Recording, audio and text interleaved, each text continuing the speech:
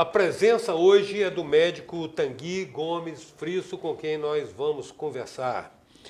Tanguy, prazer em tê-lo aqui no Presença novamente. Você é uma presença que a gente já considera em função do trabalho que você tem empreendido aqui como Cruzado da Saúde, uma visão bem diferenciada, uma visão no mínimo singular da saúde, né? Mas você está vindo aqui para anunciar um livro que você não trouxe. Sim. Aliás, um gafe que, não sei se eu cubro você ou o Márcio, seu parceiro, se eu cubro-se nessa obra. Curas Médicas Extraordinárias. Sim. O livro vai ser lançado no início de dezembro. Ele está sendo lançado em São Paulo hoje, só que vai ser lançado aqui no estado no dia 3 de dezembro. Quem quiser ver o livro, então tem que ir lá no lançamento, que aqui nós não temos para mostrar. Lá a gente vai ter dia 3 no Shopping Vila Velha, vai ser na nossa clínica Unix, Centro Médico, e aí todas as pessoas vão poder adquirir o livro e a gente vai autografar lá para eles. Curas Médicas Extraordinárias significa o seguinte, aquelas curas para as quais os diagnósticos já são pessimistas? Olha o que acontece, esse texto até, esse título, ele é muito interessante. Por quê? Provocativo, né? Ele é muito provocativo. Às vezes até tem muita gente que não vai gostar, né?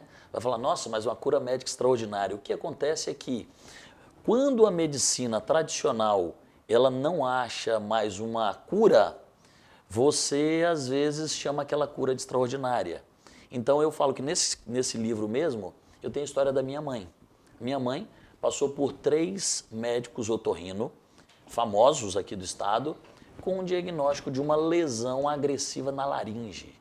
E aí o que acontece? Esses 3 médicos propuseram, olha, tem que se fazer uma biópsia e depois do diagnóstico ou vai fazer quimioterapia e radioterapia ou fazer laringectomia, ou seja, tirar a laringe toda e botar uma traqueostomia. E assim, todos 3 foram muito incisivos em relação à terapêutica toda.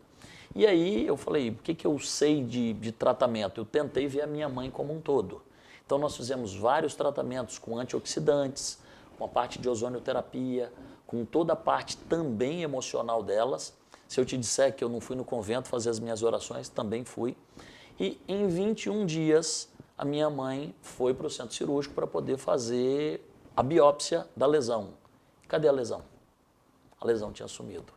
Ou seja, foi extraordinário. Isso é uma cura extraordinária. A gente não pode, de forma nenhuma, Eustáquio, prometer para as pessoas, então agora a gente está curando câncer, a gente cura essas doenças. Não. Se você me perguntar que o que curou a sua mãe, se foi o fato da gente ir no convento e fazer uma promessa, se foi as orações que ela fez, se foi todo o tratamento que a gente propôs, eu não sei te dizer especificamente, mas o que levou a essa cura extraordinária? Primeiro, acreditar na cura.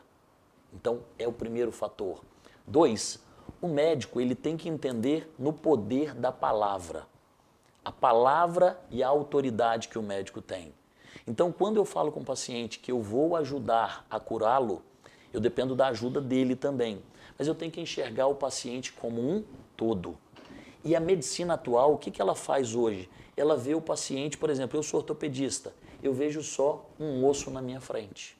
Ou um neurologista vê um cérebro na sua frente. Só que você tem que enxergar que aquele paciente é um todo, que aquele paciente sofre, que aquele paciente tem medo, que ele tem angústia, que ele tem ansiedades e que ele tem uma família.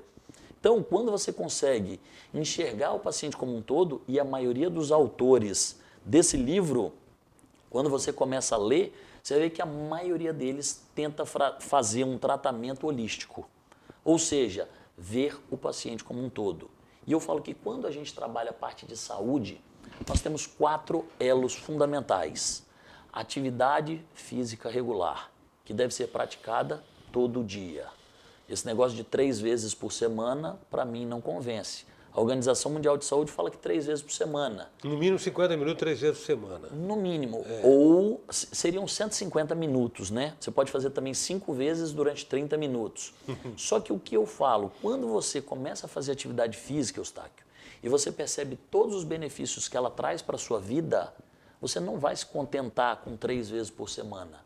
Você vai querer aquele benefício todo dia. Até porque a atividade física é uma das formas de se produzir serotonina. Endorfina, que é o hormônio do bem-estar. Então, a atividade física é um elo. O segundo elo é a alimentação saudável e equilibrada. Hoje, está muito em alta agora a nutrição, a nutrologia. Virou moda. Virou Todo mundo moda. descobriu que tem que fazer do do alimento o remédio. Sim, o Hipócrates ele já falava, né? Que o seu alimento seja seu medicamento e seu medicamento seja seu alimento. Isso. Isso é muito importante realmente. Quando você começa a comer de forma mais equilibrada, você vai ver que você consegue controlar muitas doenças. Até porque eu falo isso muito nas minhas palestras e no meu consultório.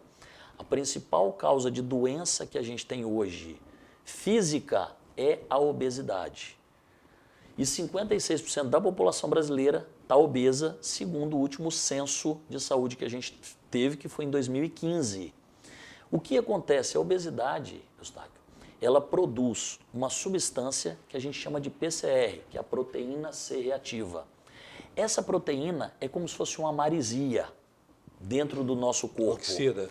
E ela reage com os tecidos, causando as doenças. Então eu falo, qual é a principal causa de hipertensão hoje? Obesidade. Qual a principal causa de diabetes? A obesidade. Não a diabetes tipo 1, que é a diabetes que a pessoa já nasce com tudo ali. Só que o diabetes tipo 2, que é o mais frequente, é intimamente relacionado à obesidade. Causa de desgaste das articulações, obesidade. As causas de câncer, obesidade. Ou seja, eu tenho várias doenças com um fundo comum relacionado à obesidade. E a obesidade está associada à nutrição. Totalmente relacionado. E a nutrição e o desequilíbrio da nutrição está associado a que fatores? Que exige muito componente emocional. Olha só, além da desinformação. Sim, eu falo que o primeiro de todos é a falta de informação. Mas sem dúvida nenhuma, a gente vai para os outros elos. Então eu falei de atividade física, falei que o segundo elo é a alimentação. O terceiro elo é o controle emocional, que a gente cada vez está mais desequilibrado. Mais de 80% da população hoje, Eustáquio, sofre os sintomas da ansiedade. E quando a gente está mal com a gente mesmo, muito ansioso, muito depressivo, muitas vezes eu desconto na alimentação. E aí essa pessoa, é o que eu te falo, esses 4 elos, o último elo é o sono, que eu falo que é o elo perdido entre a saúde e a doença. Vamos dar um tempo para falar do sono no próximo bloco. A presença hoje é de Tanguy Gomes Frisso, nós estamos falando aí de uma abordagem sistêmica de saúde a partir da experiência clínica do Dr. Tanguy. A gente volta já.